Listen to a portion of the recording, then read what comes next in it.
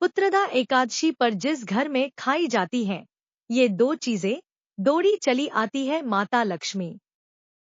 जय श्री राम दोस्तों, पुत्रदा एकादशी हिंदू धर्म में बड़ा ही विशेष महत्व रखती है क्योंकि एकादशी की यह तिथि जगत के पालनहार भगवान श्री हरि विष्णु जी को समर्पित होती है। आपको पता होगा कि प्रत्येक माह में 2 एकादशी आती हैं और साल में कुल 24 एकादशी तिथि पड़ती हैं। इसके अलावा पुत्रदा एकादशी के दिन भगवान विष्णु और माता लक्ष्मी के साथ साथ अन्य देवी देवताओं की भी पूजा करने से घर में धन धान्य में वृद्धि होती है। आप सभी को बता दें कि साल 2025 की पहली एकादशी बेहद खास है और पौष पुत्रदा एकादशी पुत्र रत्न प्राप्ति के लिए बहुत फलदायी मानी गई है। हिंदू कैलेंडर के अनुसार पुत्रदा एकादशी का व्रत प्रत्येक साल में 2 बार रखा जाता है। पुत्रदा एकादशी का व्रत रखकर सच्चे मन के साथ ही इस व्रत को सही तरीके से रखने से परिवार के सभी सदस्य मानसिक और शारीरिक रूप से स्वस्थ रहते हैं। यदि व्रत को विधिपूर्वक, श्रद्धापूर्वक रखा जाए तो भगवान विष्णु और माता लक्ष्मी की कृपा हमेशा बनी रहती है। इसके अलावा पंचांग के अनुसार इस बार 2025 की पौष माह की शुक्ल पक्ष की पहली एकादशी का व्रत उद्यातिथि के अनुसार 10 जनवरी 2025 को रखा जाएगा। 2025 की पौष मास की पुत्रदा एकादशी अत्यंत शुभ है क्योंकि इस दिन पूरे दिन ब्रह्मा योग का शुभ योग बना है। शास्त्रों में इस शुभ योग में दान करने का विशेष महत्व बताया गया है। इस शुभ योग में व्रत करने से भगवान श्री हरि विष्णु और माता लक्ष्मी की विशेष कृपा प्राप्त होती है, जिससे सभी मनोकामनाएं पूरी होती हैं और जातक को जीवन में शुभ फलों की प्राप्ति होती है। इसके अलावा शास्त्रों में कुछ ऐसी चीजों का वर्णन किया गया है जिन चीजों का भोग साल की पहली पुत्रदा एकादशी पर भगवान श्री हरि विष्णु को लगाने और भोग लगाने के बाद उस चीज का प्रसाद के रूप में सेवन करने से व्यक्ति के अन्न धन के भंडार भर जाते हैं और जीवन में हर एक कार्य में सफलता हासिल होती है।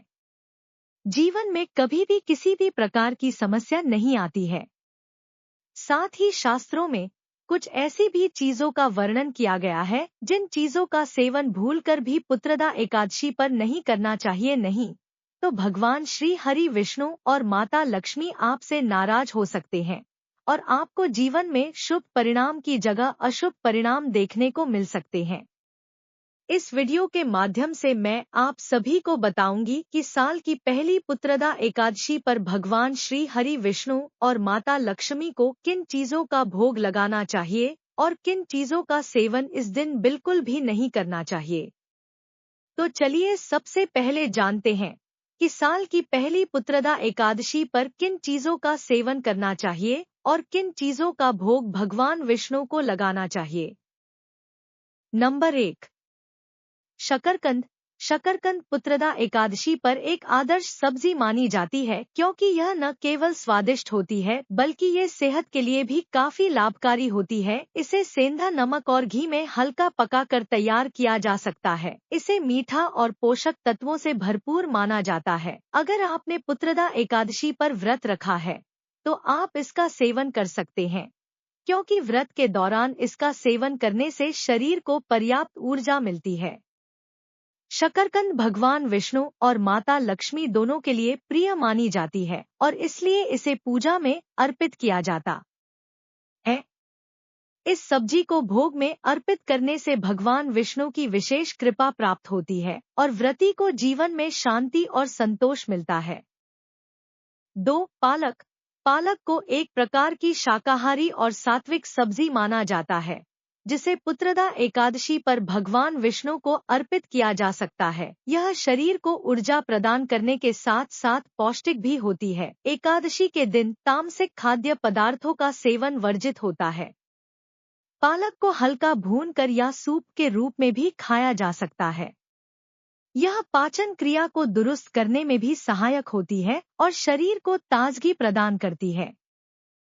नंबर 3, तिल। साल की पहली पुत्रदा एकादशी के दिन भगवान श्री हरि विष्णु को तिल का भोग अर्पित करना बेहद ही शुभ माना जाता है। तिल को पवित्रता और सकारात्मक ऊर्जा का प्रतीक माना गया है। ऐसे में इस दिन तिल के लड्डू, तिल की खीर या तिल से बने व्यंजन भगवान श्री हरि विष्णु और माता लक्ष्मी जी को अर्पित करें, क्योंकि तिल के उपयोग से पूजा में पवित्रता बढ़ती है और यह भगवान विष्णु को प्रसन्न करने का एक विशेष साधन है।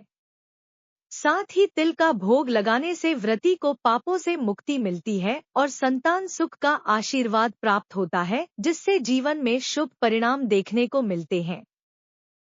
4. गुड़। भगवान विष्णु को गुड़ का भोग लगाना अत्यंत शुभ और फलदायी माना जाता है। ऐसे में गुड़ से बने व्यंजन जैसे गुड़ की खीर, लड्डू या पंजीरी भगवान विष्णु को अर्पित करें, क्योंकि गुड़ को स्वास्थ्य और मिठास का प्रतीक माना जाता है। साथ ही गुड़ का भोग लगाने से भगवान विष्णु प्रसन्न होते हैं और परिवार में सुख समृद्धि और शांति का आशीर्वाद देते हैं, जिससे जातक के रुके हुए कार्य बिना किसी अड़चन के पूरे हो जाते हैं और साधक को हर एक कार्य में सफलता हासिल होती है। 5. दूध से बने व्यंजन भगवान विष्णु और माता लक्ष्मी को दूध और उससे बने व्यंजन अर्पित करना अत्यंत शुभ माना जाता है, क्योंकि दूध को पवित्रता का प्रतीक माना जाता है और इसे भगवान विष्णु के प्रिय भोगों में से एक माना जाता है। ऐसे में इस दिन दूध से बने व्यंजन का भोग लगाना चाहिए, लेकिन इन व्यंजनों को बनाते समय शुद्धता और सात्विकता का विशेष रूप से ध्यान रखना चाहिए। इसके साथ ही भोग लगाते समय भगवान विष्णु का ध्यान करते हुए मंत्रों का उच्चारण करना चाहिए। 6. तुलसी। हिंदू धर्म में तुलसी का पौधा बेहद ही पवित्र माना जाता है और भगवान विष्णु की पूजा में तुलसी का विशेष महत्व है, क्योंकि भगवान श्री हरि को तुलसी अति प्रिय है। ऐसे में पुत्रदा एकादशी के दिन किसी भी भोग में तुलसी दल अर्पित करना आवश्यक होता है। बिना तुलसी के भगवान विष्णु का भोग पूर्ण नहीं माना जाता है। यदि आप खीर, मिठाई या कोई अन्य सात्विक भोग अर्पित कर रहे हैं, तो उसमें तुलसी का पत्ता अवश्य रखें। इसे भोग में रखने से भगवान विष्णु शीघ्र प्रसन्न होते हैं। साथ ही तुलसी को शुद्ध जल से धोकर भोग में सम्मिलित करें और इसे आदरपूर्वक भगवान के चरणों में अर्पित करें। यह भी ध्यान रखें कि तुलसी दल को नाखून से न तोड़े, इसे हाथ से तोड़ना शुभ माना जाता है और इसे एकादशी के दिन बिल्कुल भी नहीं तोड़ना चाहिए। नंबर 7. पंचामृत।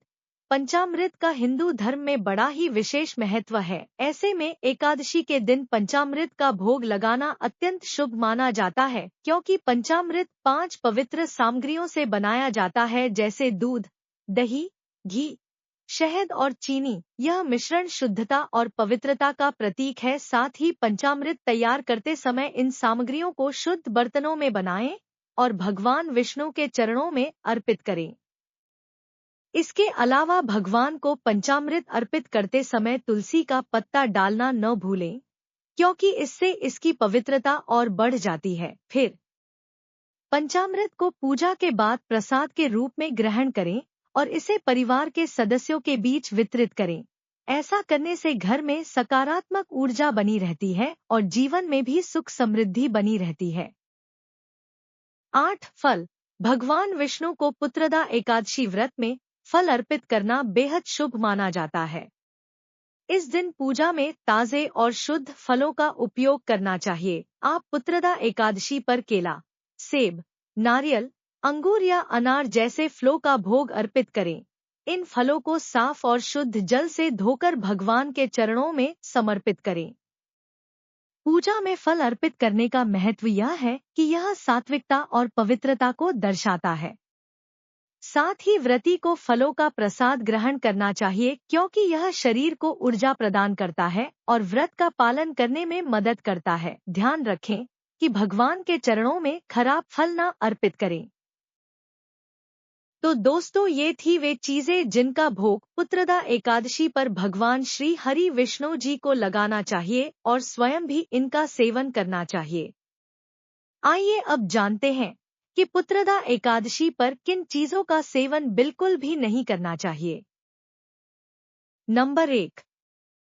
शिमला मिर्च जैसी सब्जियां भी एकादशी के दिन नहीं खानी चाहिए, क्योंकि ये सब्जियां तामसिक होती हैं, क्योंकि इनका स्वाद तीव्र और उत्तेजक होता है, जो पूजा के समय शांति और संतुलन में विघ्न डालता है। इसके अलावा तीखा और मसालेदार भोजन मानसिक तनाव और अशांति का कारण बन सकता है और व्रती के उद्देश्य से मेल नहीं खाता है। ऐसे में भगवान विष्णु को प्रसन्न करने के लिए सात्विक और शुद्ध भोजन होना चाहिए जो मन और शरीर को शांति दे।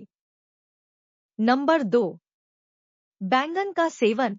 पुत्रदा एकादशी पर बैंगन खाना पूरी तरह से निषेध माना गया है। धार्मिक मान्यता है कि बैंगन तामसिक प्रवृत्ति की सब्जी है जो शरीर और मन की शुद्धता को प्रभावित करती है। इसके अलावा पुत्रदा एकादशी पर ब्रह्मचर्य का पालन करना चाहिए और बैंगन काम प्रवृत्ति को बढ़ाता है। साथ ही बैंगन के अंदर सूक्ष्म कीड़े होने की संभावना रहती है, जिससे यह अशुद्ध माना जाता है।